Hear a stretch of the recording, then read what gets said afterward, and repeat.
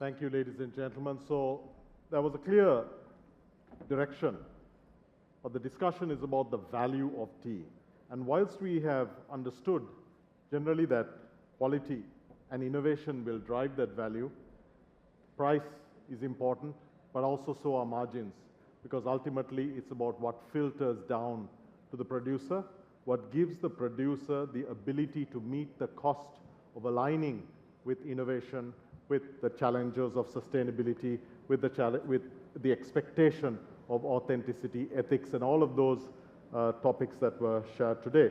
So, Mr. Nadeem Ahmed, who's joined us, he has a unique perspective as the head of global tea and commodities in the UK and Kenya. So, Nadeem, may I ask you to share some thoughts on the concept of value, achieving the right price for quality? Yep, you're on. Thank you, Dylan. Thanks for inviting me. To answer your question, I will have to go into greater detail than just respond, and which has been the trend in most conventions, that you come in, get entertained, have a gala night and go away by being polite. So I'm not going to be polite. I am going to respond to you with the response that you need in what are the ills of the industry. To get to what we are talking about value, we need to go back 50 years. So it looks like this industry has been making spectacular own goals for the last 50 years. It started with Ceylon nationalizing. It looks like there was a conspiracy between all the 4 major growing countries as to who could screw it better. So they were competing with each other. It went to India, where traditionally all these 4 countries, the tea board is run by bureaucrats, not by people who understand tea or who understand how tea is grown or how it should be marketed and how one has to get the best value for money. So bureaucrats run tea industry, China, India, Sri Lanka, and to some large extent Kenya and Tanzania. So the conspiracy that started of screwing it up in Sri Lanka by nationalizing it went to India in the 80s, where they decided to impose a export duty on tea. So every tea that was exported, you have to pay a 10 rupee duty, which at that point was about 30%. Then India lost the market literally overnight. All the major brands, including Lipton, decided not to buy Indian tea. We now have a situation where in the world we have almost $500 million worth of tea unsold, perishing, and the farmers are going to pay for it. So there's no solution to the problem unless we tackle it. And the way to tackle it is not by getting into a situation where we've got into and not learning from it. We are not learning from it. You are specifically talking about private label. Private label comes after the brand. They basically follow the brand. There has to be a differential between the brand and private label. And what the private label does is exactly replicate what the brands are doing. So if you look at the retailer shelf today, you will find exactly the same SKUs. In fact, larger in private label, bigger range than the brands. Only it's 20-25% cheaper. Not because they're undercutting, because the whole model is built around a different cost structure. You don't go on television, they're not advertising, they own the shelf space, the retailers own the shelf space, and which is why they're getting bigger. Historically, there has been an effort from the major retailers to write off the discounters. Now let me tell you that discounters are the fastest growing, and they will carry on growing at the cost of the major retailers. The people who are struggling are not the discounters, they're the fastest growing. They're the major retailers who are struggling. And that will be the trend. The problem here is, what do we do to solve the problem? The lead has to be taken by the brands. Now, we all have to hang our heads in shame that a bag of tea, a cup of tea, is sold worldwide for 2 pence. Whereas next door, a glass of beer, which does exactly the same thing, it refreshes you or refreshes the one who wants to be refreshed, sells for £3. So 2-3 pence against £3. The gap is too big. And this has been imposed on the industry by the industry itself. So the solution is the industry needs to get together, find a long-term solution by talking to the retailers. Nobody, either in the audience or as a consumer anywhere in the world, is averse to paying 1 pence more for a tea bag. I don't think anybody has a problem. What we end up doing is the blame game starts, who's undercutting the market. If you look at the shelf of a major retailer, no private label is selling at buy one, get one free. It's the brands who are selling buy one, get one free, 50% extra free. Why are they doing it? So instead of having the blame game, we need to look closer as to where the problem is and finding a solution to the problem. Thank you, Nadeem. That's incredibly illuminating.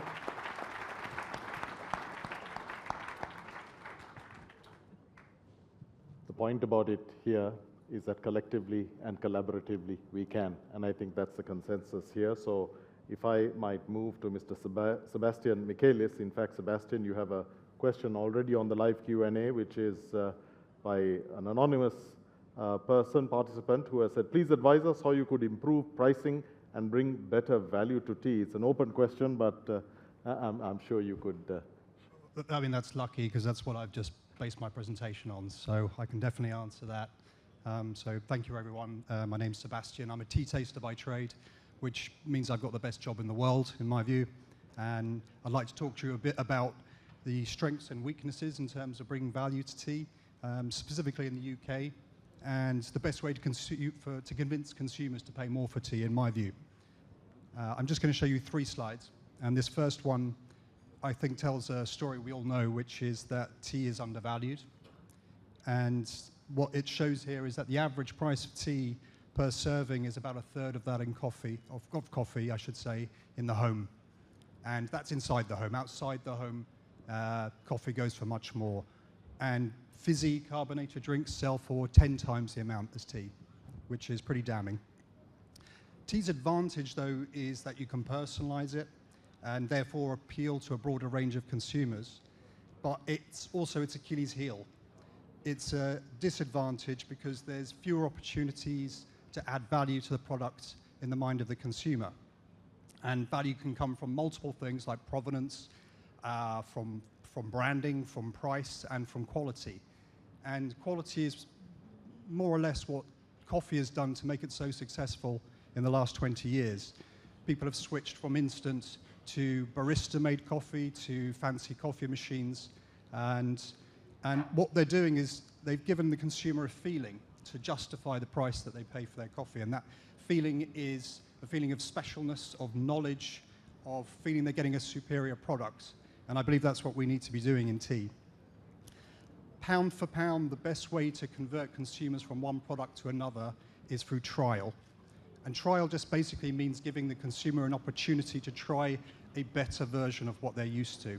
And it can be through money off coupons, it can be through samples in a supermarket, but better yet, it's an opportunity in a cafe or restaurant to be able to try a product, and that's what changes habits. So we really need to focus on out of home in order to change those habits. And it's been mentioned many times already, but the explosion of bubble tea is a really good example of that in recent times. To the tea expert, it's not what we'd consider real tea, but it's new, different, exciting, very Instagrammable, often loaded with sugar, and most importantly, it appeals to a younger generation.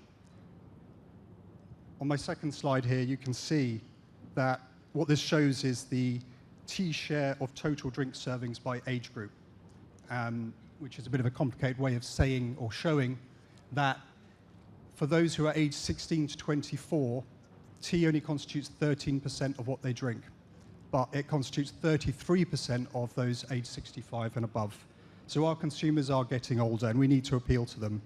And we look up at coffee with envy, but the likes of Starbucks may well be looked at by the next generation as dated, as what their parents drink. So all businesses have to innovate, they all have to change and reinvent themselves. if I may have a couple more minutes. The key to unlocking more value in tea is bringing that experience to the consumer, wrapping it up in a value-added product, and delivering it in an environment which screams quality, and making that consumer feel special. The UK tea market's worth about $1 billion per year, including fruit and herbal, and the competition, as already been mentioned, between the supermarkets is fierce. That means they're driving the price as low as possible, as are the consumers to some extent, who are price sensitive. And it's difficult to differentiate as a brand. What I think we need, in my view, obviously is innovation and trial in order to change those habits. And I don't think we can expect a revolution in tea overnight. It can be gradual and slow, but what we need is a destination, a goal in mind. And the way to get to that goal, in my view, is through something called design thinking, which is a very business-like term, but what it means is putting the consumer first. I think what we sometimes fail to do is think, what does a consumer want? What is the need that we're trying to fulfill? I think we like to project our wants onto the consumer to some extent. We want them to love our tea. So in my view, what we need to do is use design thinking, which is empathizing with the consumer, designing a product that meets their need, trialing a product, and then testing it in the market, and doing that as fast as possible.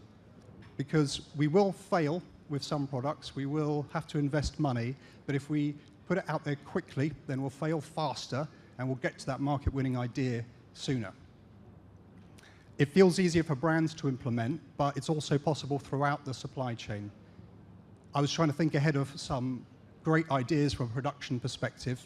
I don't have all the answers for you, but I'd be curious if anyone in the audience has thought about nitrogen flush tea, or vacuum packing tea, or freezing tea at an estate, because we all know that tea produced at the estate is, when it's freshest, is tasting best.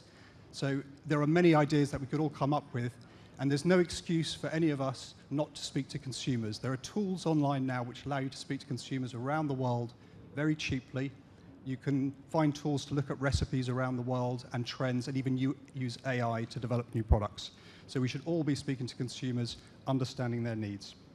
So the message really is about putting the consumer first in all of our decisions, and then see what comes out of it.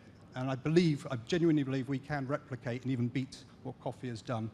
And I'll just leave you one last slide, which is just a picture of a cafe in San Francisco called Samovar, which I found inspiring because they made tea incredibly desirable, accessible, and they put the consumer experience first in everything they did. And I think it's just a great example of what kind of innovation we should see in the future. Thank you.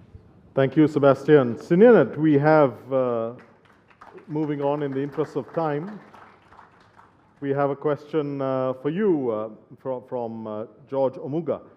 May you share your driving mantra for promoting ethical buying that can be emulated and adopted by other buyers in the tea sector? As I mentioned, that I would love to think the journey that we are bringing and leading is not only for Lipton. It's actually to welcome everyone to Joy Force, because the more the merrier. And that's going to change the face of our industry. This is where we talk about, how can we brand, bringing the distinctiveness.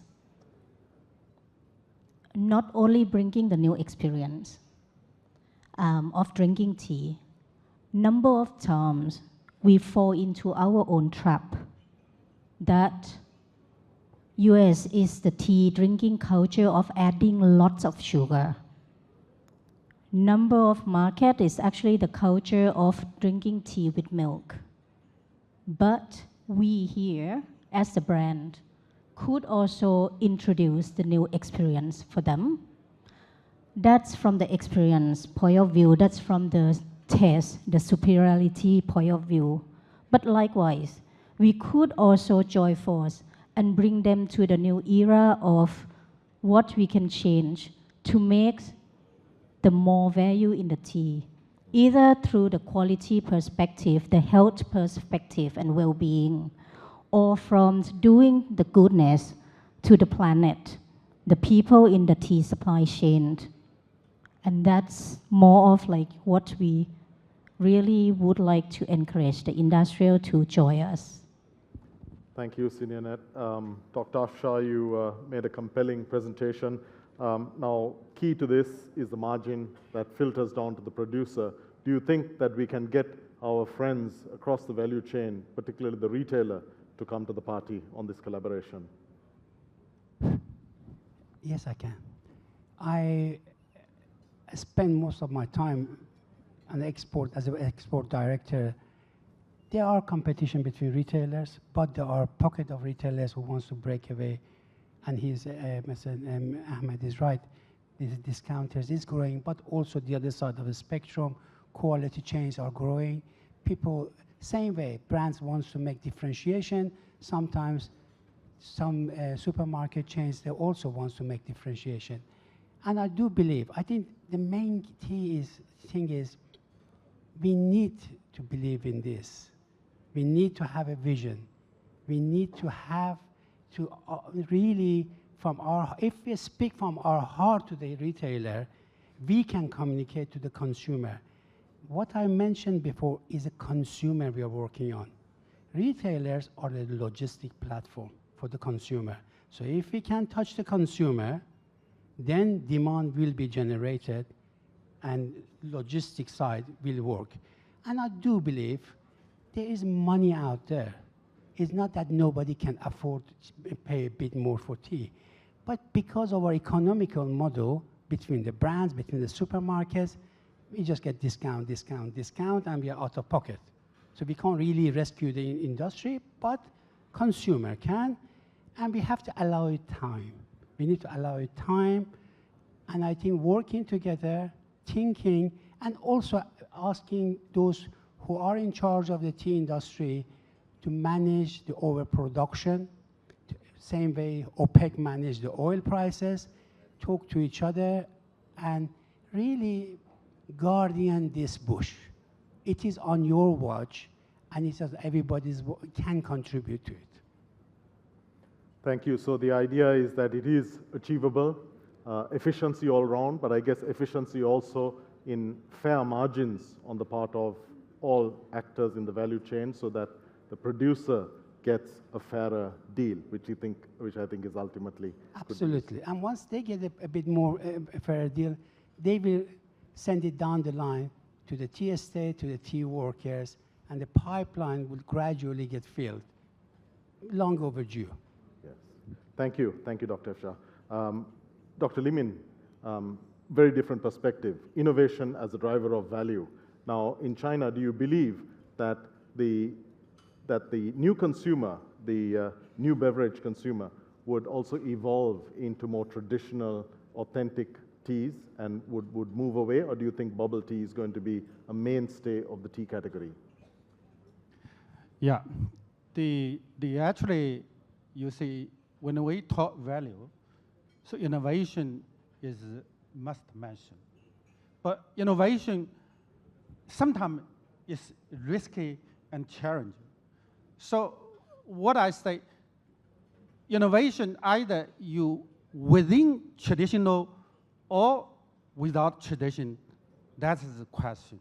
But obviously, new beverage, drink, is something out of tradition. Yeah. And actually, traditional means, small or slow innovation or less innovation. But less innovation normally means no money. Because I'm a producer. I do a lot in the producing side, but you get less from market. So unless big step of innovation, it means you have enough, encourage, brave enough, means either you will go to hell or you will go to heaven. So means, obviously, I think a new beverage, new style drink, those young generation, obviously, they do a little bit far from the traditional, and more involved, they are do innovation without tradition. Thank This you. is what my perspective. Too much innovation is leaves tea out of the tea, so to speak. And so your comment on the importance of the taste of tea that must be there, I really like. So Yeah, that's true. in the interest of time, a quick final question to Nathaniel before we do. If you can think about 60 seconds that you would sum up the concept of the idea of value of tea. Maybe Nathaniel, if I can ask you, a key seems to be the consumer. Now in that, the digitalization of the delivery of tea, do you think that could help us to address our problem of trying to get genuine value for tea to the right hands? Yeah, I think that's a very interesting question. I think for the e-commerce or home delivery aspect, I think that would really translate the value of tea. I think in e-commerce, there's a lot that, especially the Gen Z, they can just tap, and then they can read the ingredients or read the marketing a lot. I think in China and all the developed markets, they have a lot of influencers and marketing being done there. And I guess that will really translate and communicate the value of tea. So that's one way of actually ensuring that tea can be properly, can be valued and priced rightly. Thank you. So starting with you, Sebastian, may I ask for 60 seconds on how you would suggest what takeaway you would suggest we take from this? I'm just going to take 5 seconds, if that's okay.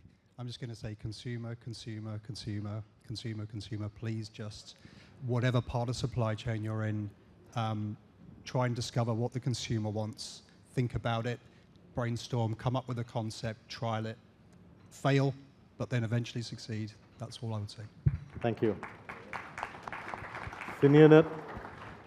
I say when we want to have this tea convention in the next 100 years, then we need to make sure that our industry going to be prosper for the long run. And the way is to link the value to the consumer. And that value can be shared across everyone in our supply chain. The mindset and the perception. Thank you. Nadeem? So I don't believe there's any one solution to a problem which is as big as this. There are various areas that need to be tackled.